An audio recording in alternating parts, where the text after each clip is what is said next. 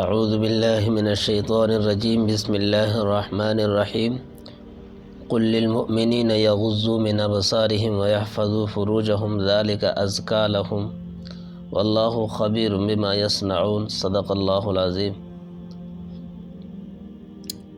جو آیت کریمہ ہم نے پڑھی ہے اس آیت میں اللہ تبارک و تعالی نے ایمان والے مرد اور عورتوں کو دو حکم فرمایا ہے۔ سب سے پہلے اللہ نے مردوں کو حکم فرمایا، پھر اللہ نے عورتوں کو حکم فرمایا۔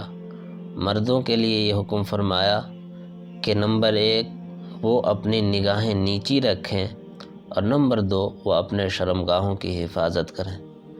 راستے میں چلا کریں تو دائیں بائیں نہیں، بلکہ انسانی شرافت کے دائرے میں رہتے ہوئے وہ اللہ کی بنائے ہوئے تمام مخلوقات کا احترام کرتے ہوئے اپنی نگاہیں نیچی رکھیں۔ اس لیے کہ نگاہوں کو نیچی رکھنا، اپنے شرمگاہوں کی حفاظت کرنا، یہ ایک انسان کو عفت اور پاک دامنی کے لحاظ سے بالکل پاک صاف رکھتا ہے، اچھا رکھتا ہے، اور اللہ تعالیٰ انسانوں کے تمام چیزوں سے واقف ہے۔ اسی طرح اللہ تبارک و تعالیٰ نے مومن عورتوں سے خطاب کرتے ہوئے کہا، اے میرے محبوب صلی اللہ علیہ وسلم، آپ مومن عورتوں سے کہیں کہ وہ اپنی نگاہیں نیچی رکھیں، اپنے شرمگاہوں کی حفاظت کریں، اور اپنی زینت آرائش کی چیزوں کو غیر محرم مردوں کے سامنے ظاہر نہ کریں۔ اس لیے کہ عورتوں کی ایک عظمت ہے، ان کا ایک مقام اور ان کا مرتبہ ہے۔ اگر یہ دنیا کے بھیڑیوں کے سامنے، شیطانی ذہنیت رکھنے والے لوگوں کے سامنے اپنی زینت کو ظاہر کریں گی تو ایسی صورت میں یہ لوگ اپنی ہوس کا شکار بھی بنا سکتے ہیں۔ دراصل اللہ تعالیٰ نے انسانیت کا ایک پیغام دیا ہے اس آیت میں، انسانی شرافت کی تعلیم سکھائی ہے قرآن نے۔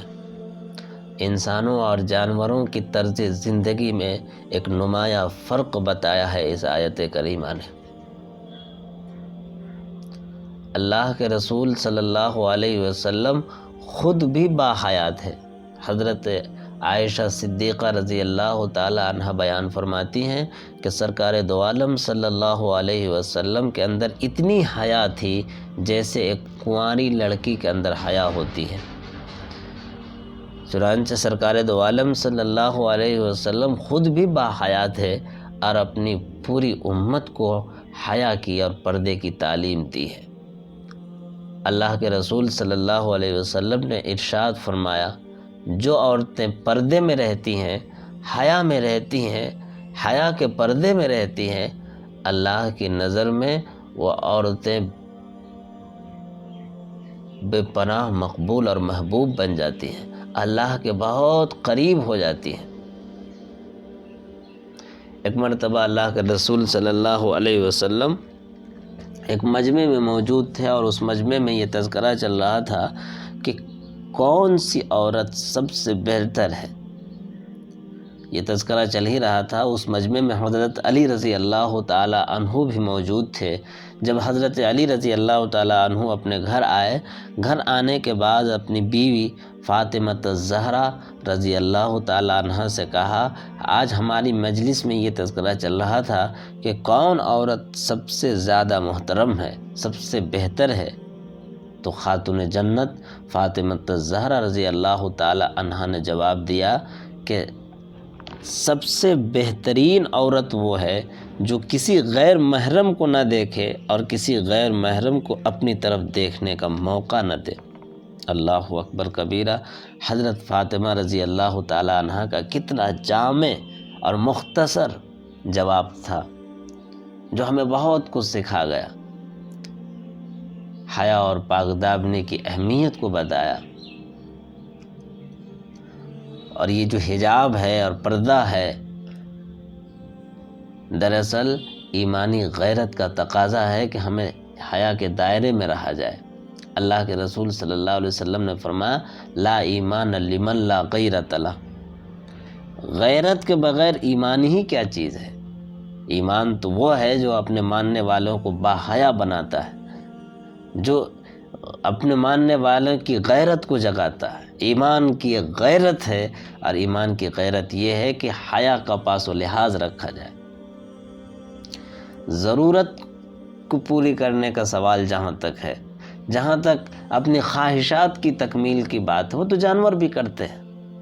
اگر لوگ سرے بازار آ جائیں اور ہر چیز سرے بازار چلنے پھرنے لگے، روڈ اور سڑکوں میں ہر چیز کی فراہمی ہو جائے اور ہر ضرورت وہیں پوری کی جائے، تو پھر ایمانداری سے بتایا جائے کہ انسانوں اور جانوروں میں کیا فرق رہ جاتا ہے۔ یہی تو فرق ہے کہ اللہ تعالیٰ نے انسانوں کو ہر معاملے میں حیا دار بنایا ہے، اور حیا کی ایک چیز صفت ہر انسان کے دل کے اندر رکھی ہے، اور خاص طور پر عورتوں کے اندر حیا کا مادہ تو اور بھی زیادہ رکھا ہے۔